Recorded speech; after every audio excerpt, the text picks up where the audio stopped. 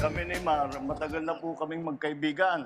At kahit na hindi kami magkapanig kuminsan sa politika, matagal kaming nagsama sa New York. Ganyan inilarawan ni Pangulong Bongbong Marcos si dating senador at former Interior Secretary Mar Rojas.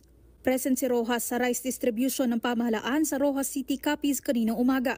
Ayon sa Pangulo, marami silang adventure na pinagsamahan ng dating kalihim. Ay nakakatuwa na matagal ko na po siyang hindi nakausap. At mabuti naman nagkaroon ng pagkakataon na nag-uusap kami dito pa sa Capiz. Dating standard bearer ng Liberal Party si Rojas, partidong kilalang kalaban ng mga Marcos. Nitong Hulyo lang, lumutang din ang espekulasyon na itatalaga siya ni PBBM bilang kalihim ng Department of Agriculture. Kagad namang nawala ang usapin ng pabulaanan nito ni Presidential Son at Ilocos Norte Representative Sandro Marcos. Sa kasalukuyan, ang Pangulo pa rin ang nakaupong acting DA Secretary.